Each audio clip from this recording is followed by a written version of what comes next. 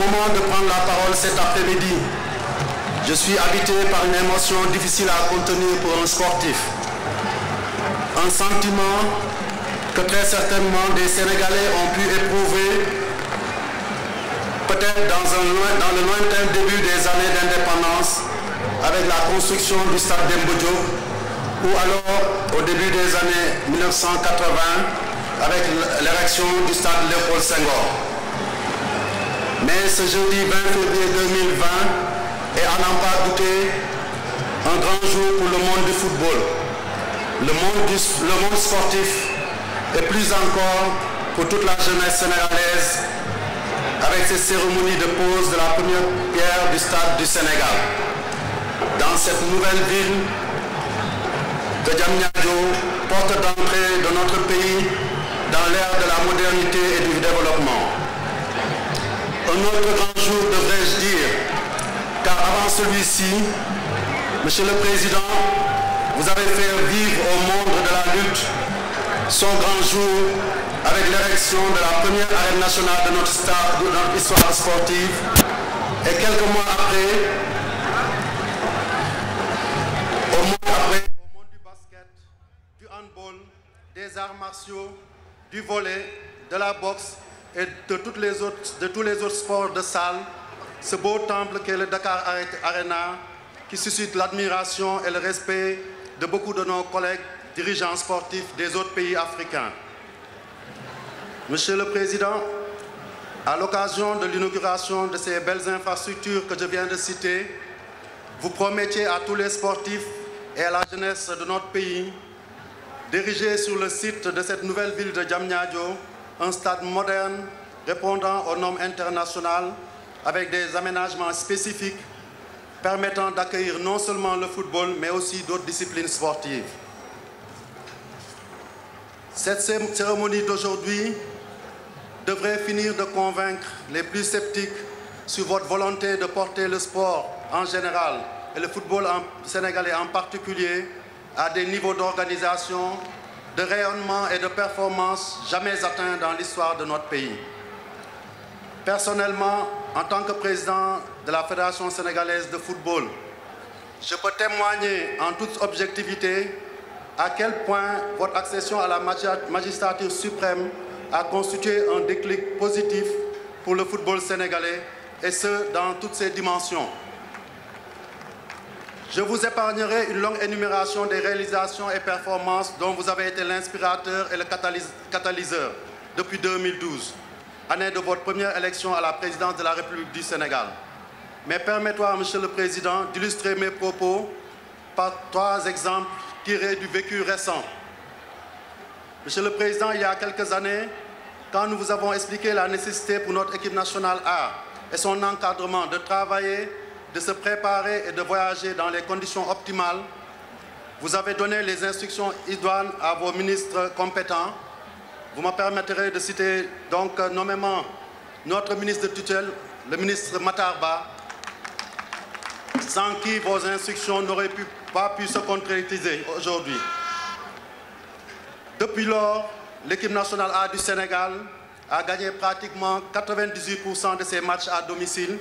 et environ 75% de ses matchs à l'extérieur, ce qui l'a porté depuis 3 ans maintenant au premier rang du classement FIFA et au 20e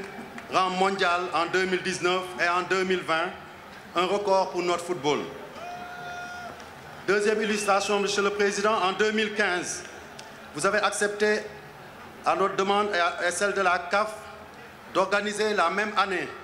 la CAN des jeunes U20 et U23 au Sénégal qui depuis 1992, n'avait plus accueilli d'événements de cette envergure. La même année, nos U23, sûrement stimulés par la prochaine organisation sur leur sol, gagnent les Jeux africains, premier trophée continental du football à 11 dans notre histoire. Dans la foulée, nos U20, qui n'avaient participé qu'une seule fois à une CAN depuis les indépendances, jouaient cette finale à domicile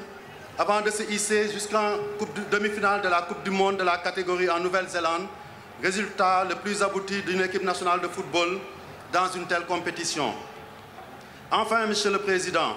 en janvier 2019, vous avez accepté d'accueillir ici à Diamniadio,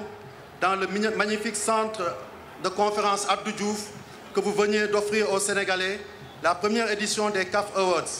version rénovée du Ballon d'Or africain. En janvier 2020, à peu près un an jour pour jour, en Égypte, Sadio Mané était sacré deuxième Ballon d'Or africain pour notre pays, à la suite d'El Hadji Ousseynou Diouf, double Ballon d'Or africain en 2001 et 2002. Ces exemples illustrent, si besoin en était, que vos décisions, fruits d'une vision claire du développement de notre politique sportive, ont toujours été heureuses et couronnées de résultats palpables pour le football depuis que vous êtes là. Aussi, cela fonde-t-il notre espoir légitime pour les Jeux olympiques de la jeunesse 2022, premiers Jeux olympiques en terre africaine que vous avez bien voulu. Vous avez eu le courage d'accepter d'organiser et de piloter aux côtés du CONOS dirigé par M. Dianya Ndiaye. Donc ces Jeux connaîtront un franc succès, mais surtout permettront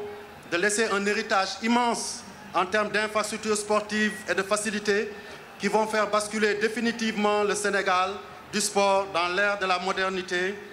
dans le cercle restreint des pays africains qui comptent pour la qualité de leurs infrastructures, de leurs ressources humaines et de leur organisation, prérequis tout autant que gage de haute et durable performance sportive sur l'échiquier africain et mondial.